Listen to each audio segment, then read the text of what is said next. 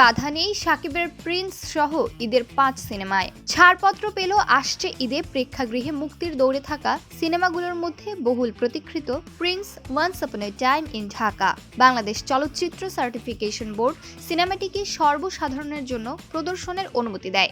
Megastar Shakib Khan অভিনীত এই সিনেমাটি সেন্সর বোর্ডের সবুজ সংকেত পাওয়ার পর এখন মুক্তির চূড়ান্ত প্রস্তুতির দিকে এগোচ্ছে।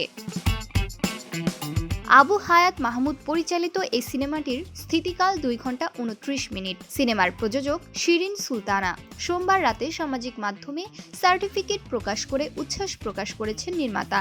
সিনেমাটিতে শাকিব খানের বিপরীতে অভিনয় করেছেন তাসনিয়া ফারিন, জ্যোতির্ময়ী সহ আরও অনেকে। এদিকে প্রিন্স ছাড়াও মুক্তির মিছিলে থাকা আরও 4 সিনেমা ছাড়পত্র পেয়েছে বলে খবর পাওয়া গেছে। চলচ্চিত্র সার্টিফিকেশন বোর্ডের উপপরিচালক মোহাম্মদ মঈনউদ্দিন গত সোমবার সংবাদ মাধ্যমের কাছে বিষয়টি নিশ্চিত করেন।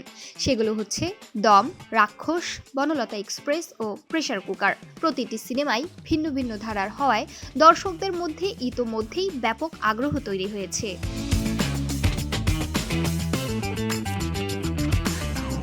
চলচ্চিত্র সংশ্লিষ্টদের মতে সেন্সর সার্টিফিকেশন পাওয়ার মাধ্যমে সিনেমাগুলো প্রেক্ষাগৃহে মুক্তির পথে আরও এক ধাপ এগিয়ে গেল।